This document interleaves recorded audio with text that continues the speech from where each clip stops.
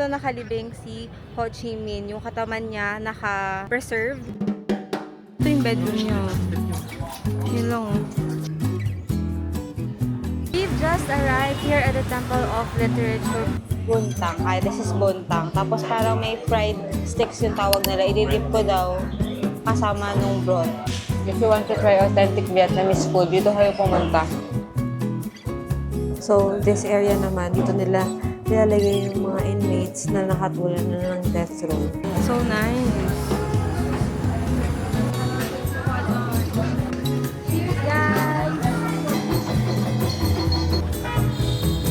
Good, I recommend it. Wag na lang. Skip nyo na lang to, guys. 2 lemon iced tea and beef with the rice. Okay. Ang sarap. Sarap. 50,000 dong lang yung isa.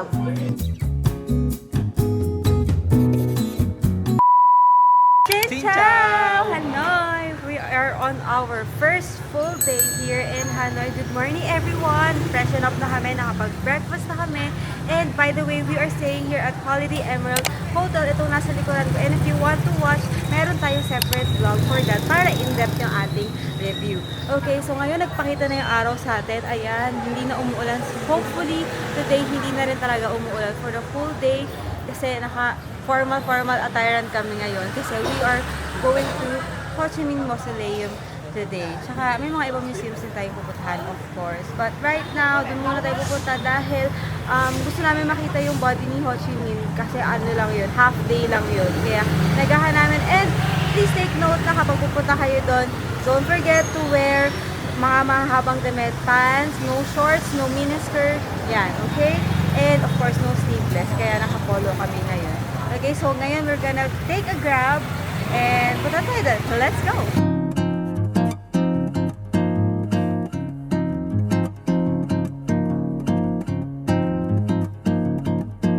Hey guys, so nandito tayo sa Ho Chi Minh Museum. Ilalagay ko na lang dito yung pinin namin sa Grab and ito siya. Ayan. Tapos may map dito. Yung buong vicinity. Ito yung sila yun eh. Asan tayo ngayon? Dito tayo ngayon. Oh, ang layo pa pala. Dito tayo ngayon. Nasa gitna Nandun yung kasi siya. mausoleum. Ito, dadaan tayo sa security check muna kasi medyo strict sila dito. And ayun, tago ko muna yung camera kasi baka hindi ko alam kung kailan pwedeng ilabas or itago yung camera. So, let's go. Okay, so nakabili na tayo ng ticket para dun sa Ho Chi Minh Museum. Pero sabi niya, hindi daw kasi dun yung entrance for mausoleum para makita natin yung body ni Ho Chi Minh. So, yung sa labas, bumili lang kami and then lumabas, naglalakad kami ngayon dito. Kahilala lang naman. So, pag nakita nyo yan, yung reception for visitors to Ho Chi Minh's Mausoleum, malapit na kayo kasi dito kayo papasok. Okay? Ayan yung rules dito pag papasok kayo. Dress appropriately. Do not wear short skirts, night clothes, sleeveless, and revealing shirts. Okay? Hey guys, so nakalabas na kami ng Ho Chi Minh Mausoleum. Hindi ko binidyohan yung process dahil bawal yung camera at the very start. Diba yung gate na pinakita ko kanina, hanggang dun lang. Tapos ipapaiwan yung camera. Tapos kukunin yung paglabas ng mausoleum. So ito siya. Wala siyang entrance fee. Wala siyang bayad. Isa lang siya mabilis na ikot and please follow yung mga regulations and rules kasi like one line lang, yung mga clothes dapat hindi revealing and all. So yun, sunod lang kayo sa rules para hindi kayo masita kasi sobrang daming military na bantay. Okay, tapos wag na lang di kayo magdala ng camera if ayaw nyo i-surrender kasi yung amin, iniwan namin parang sa gate 1, technically gate 1, tas gate 2 namin yung kukunin. Pero safe So, naman. Safe naman. Pinademo lang kasi ito, itong Osmo, tinanong niya paano to gamitin, ganun. So, ayun lang naman. Fun fact lang, ito, dito nakalibing si Ho Chi Minh. Yung katawan niya naka-preserved. However, ang wishes na kasi is gusto niya i-cremate. Yung nga lang, mas strong yung will ng party at ng people. Kaya ayan, andun siya ngayon nakahimlay.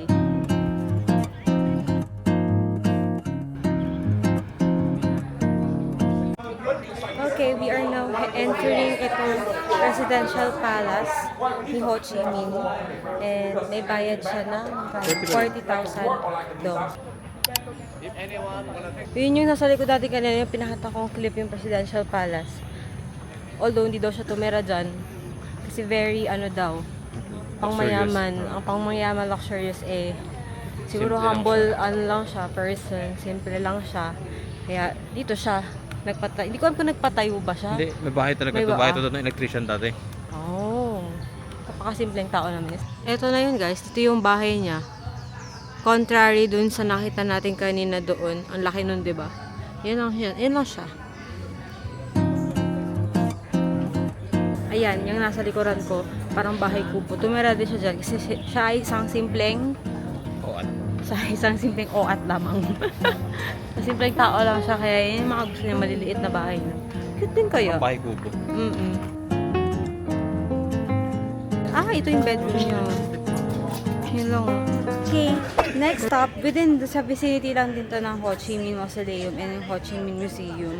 So, we are here in One Pillar Pagoda. Share ko na lang din sa inyo na this pagoda was built by Emperor Li dahil nagkaroon siya ng panaginip na meron daw goddess na nakaupo sa isang lotus chair and may hawak na baby boy, tapos inaabotan siya. Since emperor ka, kailangan mo ng tagapagmana, yun yung napanaginipan niya. That's why pinatayo niya to sa mga subjects niya, and later on nagkaroon siya ng isang baby boy.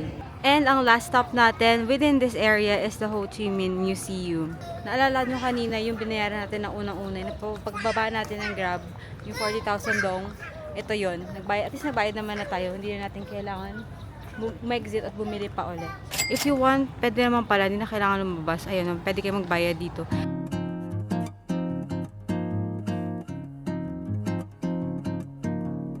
So, itong museum na to, basically about sa kanyang buhay to. Malamang, kasi Ho Chi Minh Museum. Pero, ayun, makikita nyo lang, dito lang din makikita na patriotic talaga siya. Kasi pinanganak lang naman siya sa isang probinsya. Tapos, bilang isang araw, aalis siya ng bansa para isave na yung kanyang homeland, which is in Vietnam. Kaya talagang to the point na sinasamba talaga siya dito ng Vietnamese people. We've just arrived here at the Temple of Literature, but before tayong pumasok, bibili muna tayo ng ticket syempre. Ito yung ticketing booth. There.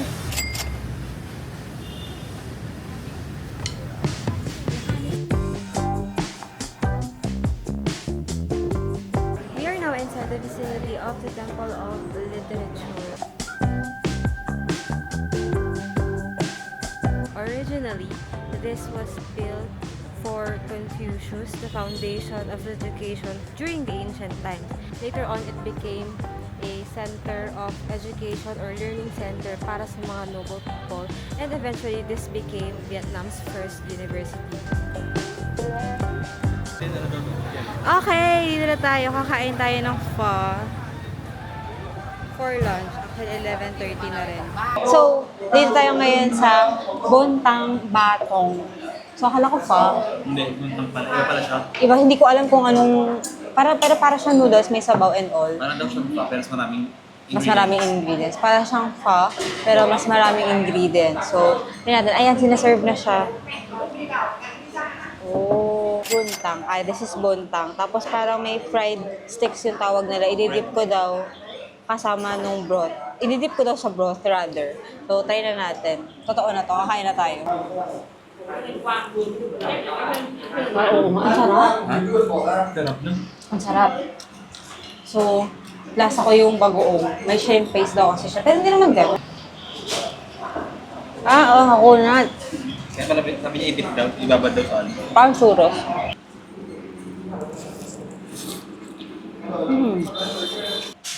If you want to try authentic Vietnamese food, dito kayo pumunta. Actually, pinunta natin kahapon. Authentic yun. Kasi walang kumakain na foreigner. Kami lang. We are now here in front of Wallo Prison Relic. So, tawid lang ako sa kabila and magbabayad na tayo ng tickets para makapasok tayo syempre. Kaya, magbayad muna tayo ng ticket. So whenever you see the number, you just need to press number on the device here. It costs 100,000 dong to rent yung mga audio guides. This prison was built by the French people para to capture yung mga Vietnamese rebels fighting for independence. Tapos nung natapos yung French War, dumating yung mga Americans para sakupin tong Vietnam. Ginamit naman doon ng mga Vietnamese people para to capture yung mga American spies, gano'n. To date, ginawa na lang siyang museum and ito na lang yung natira na relic. Kaya nga Wallo Prison Relic. So, ayan, tara, pasok na tayo. So, we've moved on dito sa room ng mga prisoners din. And eto, tingnan nyo to. Diyan sila nagsi-CR noon. So, publicly lang nila ginagawa yan sa harap ng mga inmates. Tapos, ayan, may saluhan lang dyan somewhere sa ilalim. Pero, mautak sila. Kasi, dyan nila tinatago in a metal box yung mga, ano nila, yung mga secret documents nila. Tapos, para hindi makita pag magpapatrol. Tapos, ayun, pagka gabi na, pwede na lang kunin yun for training and propagating the revolution purposes. So, ganyan siya. Diyan, dito pinapatapon kapag prisoner ka tapos nag-violate ka na rules. So, dito sa dungeon, walang ilaw, walang air. So, nagkakaroon sila ng scabies, tapos ang sikip-sikip dito. And we're now done dito sa wall of prison building. So, marami naman natutunan si Rai. Ako din marami natutunan kasi kung ano yung nasa audio guide, sinasabi niya rin sa akin. And pwede nyo namang basahin yung mga facts dun sa wall. Yun nga lang kasi yung sa audio guide ay meron parang conversation pang nagaganap. Parang may feelings talaga, no? Tama ba? Kung yun yung nasa... Parang kinakausap ka ng prisoner. Yeah. So, pwede nyo rin i-book yun. Mas may extra kayong may maririnig. Oo, kasi may emotions talaga. Hindi kasi lahat nakalagay doon sa wall. So, merong mga extra pa na details na hindi makikita sa wall na nandun sa audio guide. Kahit isa lang sa inyo, kung marami kayo, isa lang sa inyo siya na lang pag-explainin nyo. Okay, so now we are going to Hidden Gem Cafe to chill, magpapahinga tayo. And yeah, let's go!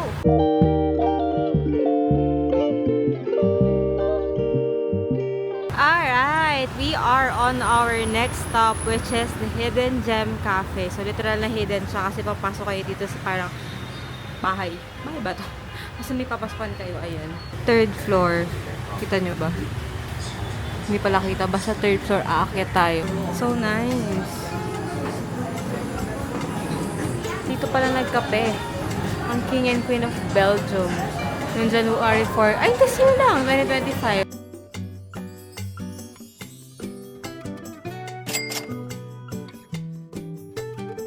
Okay, so kumuha lang kami na. And then, here I coffee for akin is salt coffee. Cheers, guys!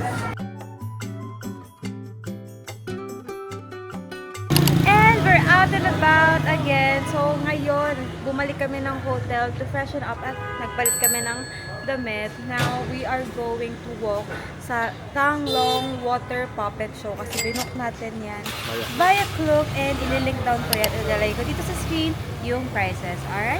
And if you're wondering bakit hindi po sinasama dito sa vlog na to yung mga pamimili namin ng mga souvenir, papasalubong and all, ginawan ko po yan ng separate episode. So, ilalagay ko yan somewhere here sa screen. So, for sure, yun yung una kong i-upload.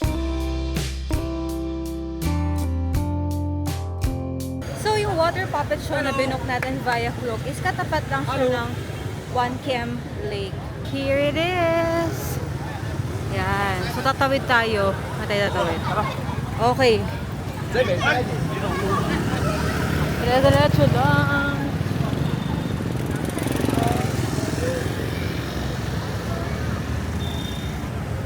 Kasi yung binook natin is 5:20, just 5:15 na. May 5 minutes na lang tayo. Hindi ko alam kung i-claim ba. Ano, may QR ba yan? May QR naman pala.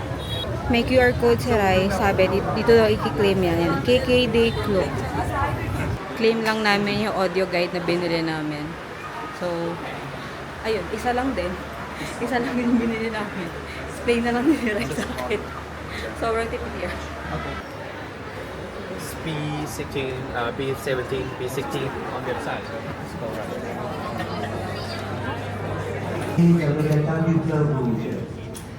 Isang tenga lang pala yung Look pa sa tenga ko.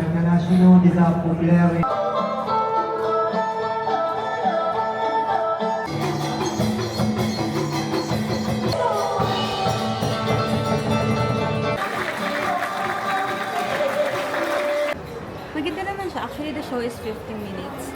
Tapos, isa lang sa amin yung nag-rent kaya isang tenga. Ano naman niya buo tinatranslate yung, yung scenes kasi may mga convo. Nagbibigay na siya ng synopsis at the start ng mga scene kung about saan yun.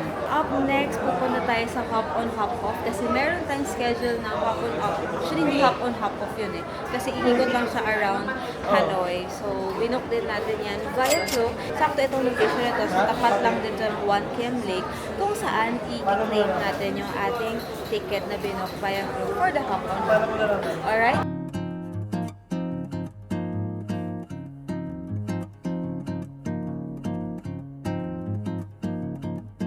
So, marami palang companies. Actually, tatlo sila ditong tabi-tabi. Yung pinuntahan natin kanina, tas ayang sarado na. Tapos ito ngayon, yung may tourist information yan. Yan pala yung binook natin na ticket. So, if ever, magtanong na lang din kayo, if hindi man ito yung mabubuk nyo na activity, na hop on, hop off, tanong nyo na lang dito kasi tatlo iba-ibang companies yan sila.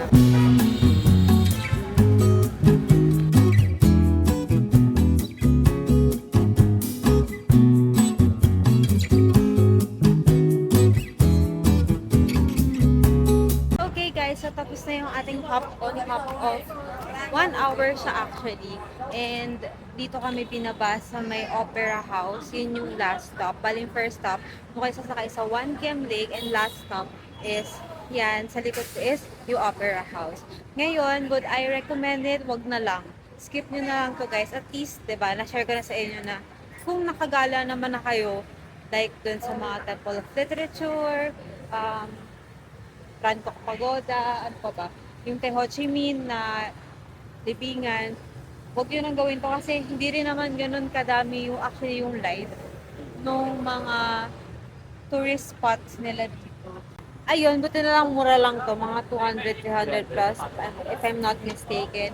You can try, but for me personally, sana di ko na lang siya ginawa. Yun. So we found this parang small alley. Naglakad-lakad lang kami. Tapos ganito yung tsura. And yan yung mga nakaupo sa tabi kalsada, sa bangketa. Yung mga plastic chairs na. And kasi nakikave kami ng rice.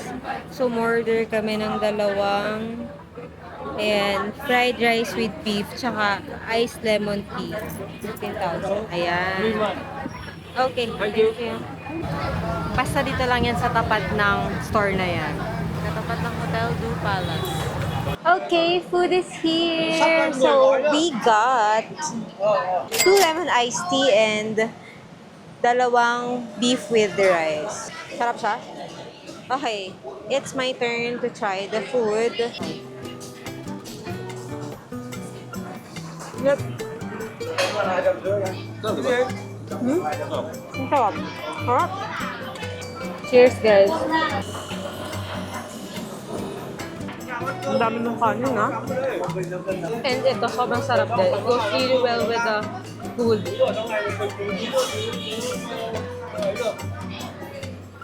Sarap. And this officially ends our Hanoi City vlog. Maraming salamat po sa panonood.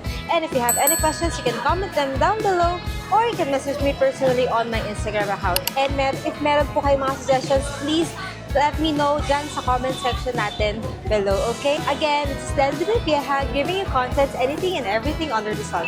Thank you guys for watching. I'll see you on the next one. Bye!